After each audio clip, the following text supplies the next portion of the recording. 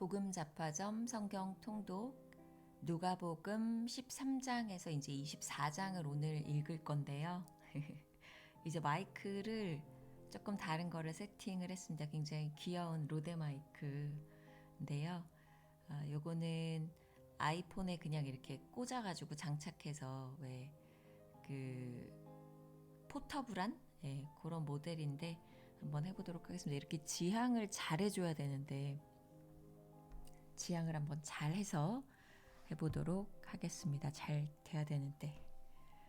누가복음 13장 회개하지 않으면 망한다. 바로 그때에 몇몇 사람이 와서 빌라도가 갈릴리 사람들을 학살해서 그 피를 그들이 바치려던 희생제물에 섞었다는 사실을 예수께 일러드렸다. 예수께서 그들에게 대답하셨다.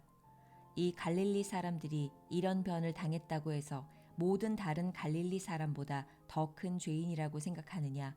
그렇지 않다. 내가 너희에게 말한다. 너희도 회개하지 않으면 모두 그렇게 망할 것이다.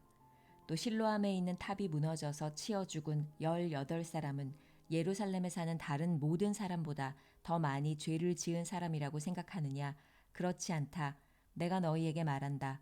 너희도 회개하지 않으면 모두 그렇게 망할 것이다.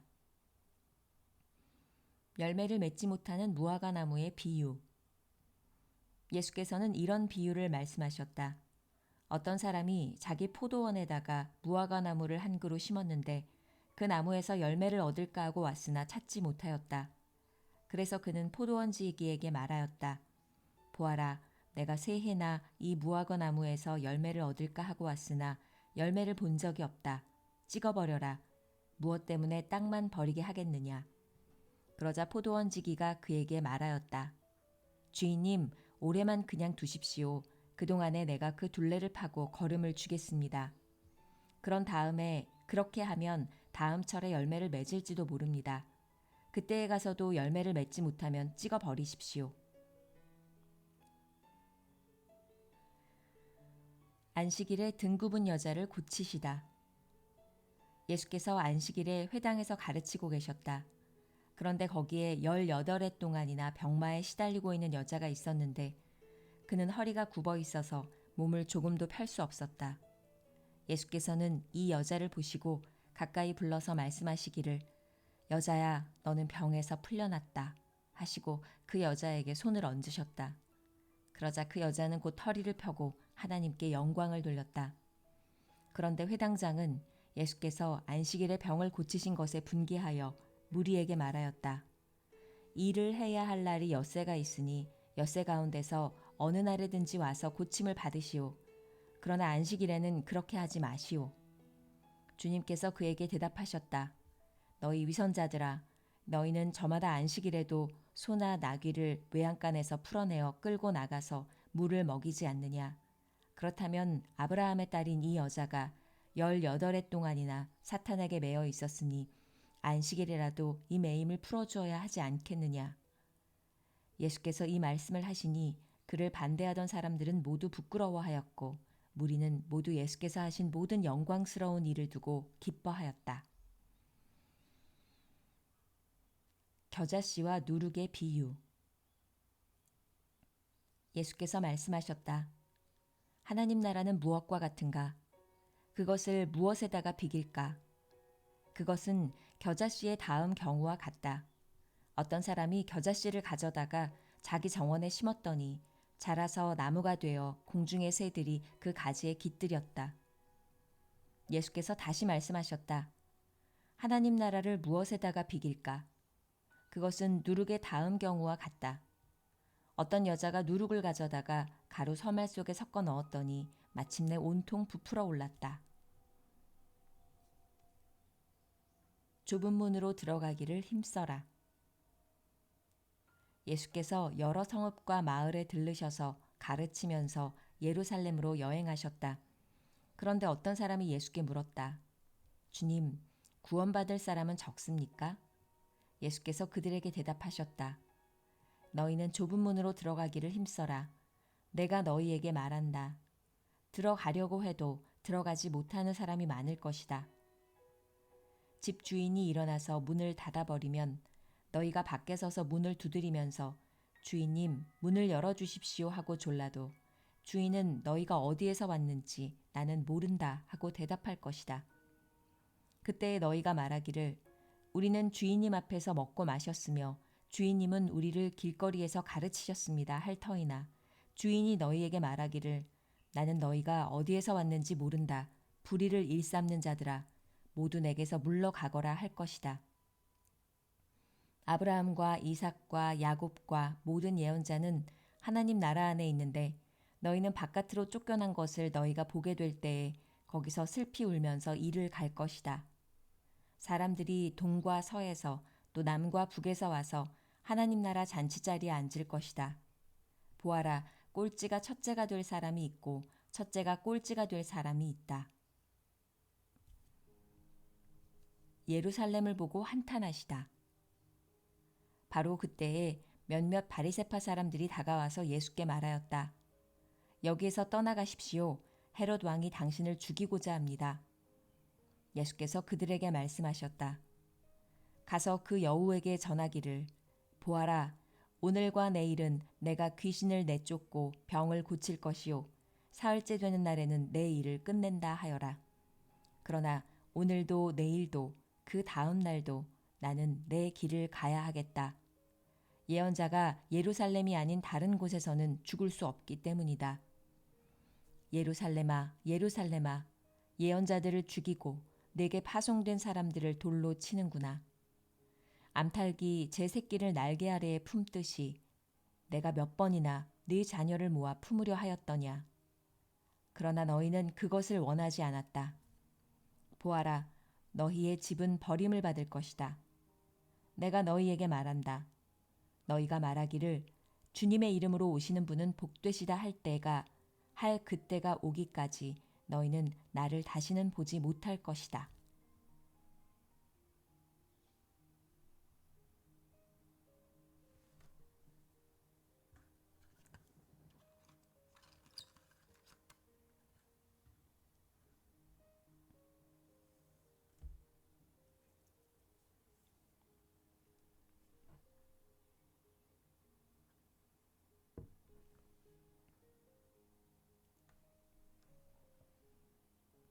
누가복음 14장.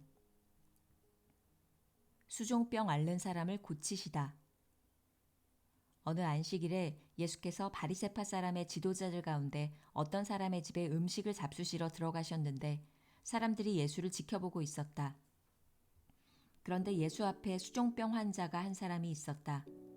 예수께서 율법 교사들과 바리새파 사람들에게 물으셨다. 안식일에 병을 고치는 것이 옳으냐 옳지 않으냐. 그들은 잠잠하였다. 예수께서 그 병자를 손으로 잡아서 고쳐주시고 돌려보내신 다음에 그들에게 말씀하셨다. 너희 가운데서 누가 아들이나 소가 우물에 빠지면 안식일에라도 당장 끌어내지 않겠느냐. 그들은 이 말씀에 대답할 수 없었다. 낮은 자리에 앉으라. 예수께서는 초청을 받은 사람들이 윗자리를 골라 잡는 것을 보시고 그들에게 비유를 하나 말씀하셨다. 네가 누구에게 혼인잔치에 초대를 받거든 높은 자리에 앉지 말아라. 혹시 손님 가운데서 너보다 더 귀한 사람이 초대를 받았을 경우에 너와 그를 초대한 사람이 와서 너더러 이분에게 자리를 내드리시오 하고 말할지 모른다. 그러면 너는 부끄러워하며 가장 낮은 자리로 내려앉게 될 것이다. 네가 초대를 받거든 가서 맨 끝자리에 앉아라. 그리하면 너를 청한 사람이 와서 너더러 친구여 윗자리로 올라 앉으시오 하고 말할 것이다. 그때에 너는 너와 함께 앉은 모든 사람 앞에서 영광을 받을 것이다. 누구든지 자기를 높이면 낮아질 것이요 자기를 낮추면 높아질 것이다. 예수께서는 자기를 초대한 사람에게도 말씀하셨다. 네가 점심이나 만찬을 베풀 때에 내 친구나 내 형제나 내 친척이나 부유한 이웃 사람들을 부르지 말아라. 그렇게 하면 그들도 너를 도로 초대하여 네게 되갚아 내 은공이 없어질 것이다. 잔치를 베풀 때에는 가난한 사람들과 지체에 장애가 있는 사람들과 다리 저는 사람들과 눈먼 사람들을 불러라. 그리하면 네가 복될 것이다. 그들이 네게 갚을 수 없기 때문이다. 의인들이 부활할 때에 하나님께서 네게 갚아주실 것이다. 큰 잔치의 비유. 함께 먹고 있던 사람 가운데 하나가 이 말씀을 듣고서 예수께 말하였다. 하나님의 나라에서 음식을 먹는 사람은 복이 있습니다. 예수께서 그에게 말씀하셨다. 어떤 사람이 큰 잔치를 베풀고 많은 사람을 초대하였다. 잔치 시간이 되어 그는 자기 종을 보내서 준비가 다 되었으니 오십시오 하고 초대받은 사람들에게 말하게 하였다. 그런데 그들은 모두 하나같이 핑계를 대기 시작하였다. 한 사람은 그에게 말하기를 내가 밭을 샀는데 가서 보아야 하겠소. 부디 양해해 주기 바라오 하였다. 다른 사람은 내가 겨릿소 5쌍을 샀는데 그것들을 시험하러 가는 길이오. 부디 양해해 주기 바라오 하고 말하였다. 또 다른 사람은 내가 장가를 들어서 아내를 맞이하였소. 그러니 가지 못하겠소 하고 말하였다. 그 종이 돌아와서 이것을 그대로 자기 주인에게 일렀다. 그러자 집주인이 노하여 종더러 말하기를 어서 시내의 거리와 골목으로 나가서 가난한 사람들과 지체에 장애가 있는 사람들과 눈먼 사람들과 다리 저는 사람들을 이리로 데려오너라 하였다. 그렇게 한 뒤에 종이 말하였다. 주인님, 분부대로 하였습니다만 아직도 자리가 남아 있습니다. 주인이 종에게 말하였다. 큰 길과 산 울타리로 나가서 사람들을 억지로라도 데려다가 내 집을 채워라. 내가 너희에게 말한다. 초대를 받은 사람들 가운데서는 아무도 나의 잔치를 맛보지 못할 것이다. 제자가 되는 길. 많은 무리가 예수와 동행하였다. 예수께서 돌아서서 그들에게 말씀하셨다. 누구든지 내게로 오는 사람은 자기 아버지나 어머니나 아내나 자식이나 형제나 자매뿐만 아니라 심지어 자기 목숨까지도 미워하지 않으면 내 제자가 될 수 없다. 누구든지 자기 십자가를 지고 나를 따라오지 않으면 내 제자가 될 수 없다. 너희 가운데서 누가 망대를 세우려고 하면 그것을 완성할 만한 비용이 자기에게 있는지를 먼저 앉아서 셈하여 보아야 하지 않겠느냐. 그렇게 하지 않아서 기초만 놓은 채 완성하지 못하면 보는 사람들이 그를 비웃을 것이며 이 사람이 짓기를 시작만 하고 끝내지는 못하였구나 하고 말할 것이다. 또 어떤 임금이 다른 임금과 싸우러 나가려면 2만 명을 거느리고서 자기에게로 쳐들어오는 그를 자기가 10,000명으로 당해낼 수 있을지를 먼저 앉아서 헤아려 보아야 하지 않겠느냐. 당해낼 수 없겠으면 그가 아직 멀리 있을 동안에 사신을 보내서 화친을 청할 것이다. 그러므로 이와 같이 너희 가운데서 누구라도 자기 소유를 다 버리지 않으면 내 제자가 될 수 없다. 맛있는 소금은 쓸데없다. 소금은 좋은 것이다. 그러나 소금이 짠맛을 잃으면 무엇으로 그것을 짜게 하겠느냐. 그것은 땅에도 거름에도 쓸데가 없어서 밖에 내버린다. 들을 귀가 있는 사람은 들어라.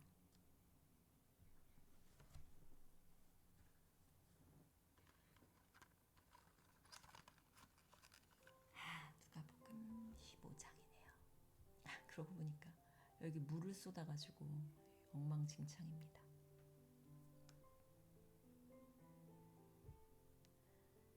누가복음 15장. 잃은 양의 비유. 세리들과 죄인들이 모두 예수의 말씀을 들으려고 그에게 가까이 몰려들었다. 바리새파 사람들과 율법학자들은 투덜거리며 말하였다. 이 사람이 죄인들을 맞아들이고 그들과 함께 음식을 먹는구나. 그래서 예수께서는 그들에게 이 비유를 말씀하셨다. 너희 가운데서 어떤 사람이 양 100마리를 가지고 있는데 그 가운데서 한 마리를 잃으면 99마리를 들에 두고 그 잃은 양을 찾을 때까지 찾아다니지 않겠느냐. 찾으면 기뻐하며 자기 어깨에 메고 집으로 돌아와서 벗과 이웃사람을 불러 모으고 나와 함께 기뻐해 주십시오. 잃었던 내 양을 찾았습니다. 하고 말할 것이다. 내가 너희에게 말한다. 이와 같이 하늘에서는 회개할 필요가 없는 의인 99보다 회개하는 죄인 한 사람을 두고 더 기뻐할 것이다. 되찾은 드라크마의 비유. 어떤 여자에게 드라크마 연잎이 있는데 그가 그 가운데서 하나를 잃으면 등불을 켜고 온 집안을 쓸며 그것을 찾을 때까지 샅샅이 뒤지지 않겠느냐. 그래서 찾으면 벗과 이웃 사람을 불러보고 말하기를 나와 함께 기뻐해 주십시오. 잃었던 드라크마를 찾았습니다 할 것이다. 내가 너희에게 말한다. 이와 같이 회개하는 죄인 한 사람을 두고 하나님의 천사들이 기뻐할 것이다. 되찾은 아들의 비유. 예수께서 말씀하셨다. 어떤 사람에게 아들이 둘 있는데 작은 아들이 아버지에게 말하기를 아버지 재산 가운데서 내게 돌아올 몫을 내게 주십시오 하였다. 그래서 아버지는 살림을 두 아들에게 나누어 주었다. 며칠 뒤에 작은 아들은 제 것을 다 챙겨서 먼 지방으로 가서 거기서 방탕하게 살면서 그 재산을 낭비하였다. 그가 모든 것을 탕진했을 때에 그 지방에 크게 흉년이 들어서 그는 아주 궁핍하게 되었다. 그래서 그는 그 지방의 주민 가운데 한 사람을 찾아가서 몸을 의탁하였다. 그 사람은 그를 들로 보내서 돼지를 치게 하였다. 그는 돼지가 먹는 쥐염 열매라도 좀 먹고 배를 채우고 싶은 심정이었으나 그에게 먹을 것을 주는 사람이 없었다. 그제서야 그는 제정신이 들어서 이렇게 말하였다. 내 아버지의 그 많은 품꾼들에게는 먹을 것이 남아 도는데 나는 여기서 굶어 죽는구나. 내가 일어나 아버지에게 돌아가서 이렇게 말씀드려야 하겠다. 아버지, 내가 하늘과 아버지 앞에 죄를 지었습니다. 나는 더 이상 아버지의 아들이라고 불릴 자격이 없으니 나를 품꾼의 하나로 삼아 주십시오. 그는 일어나서 아버지에게로 갔다. 그가 아직도 먼 거리에 있는데 그의 아버지가 그를 보고 측은히 여겨서 달려가 그의 목을 껴안고 입을 맞추었다. 아들이 아버지에게 말하였다. 아버지, 내가 하늘과 아버지 앞에 죄를 지었습니다. 이제부터 나는 아버지의 아들이라고 불릴 자격이 없습니다. 그러나 아버지는 종들에게 말하였다. 어서 가장 좋은 옷을 꺼내서 그에게 입히고 손에 반지를 끼우고 발에 신을 신겨라.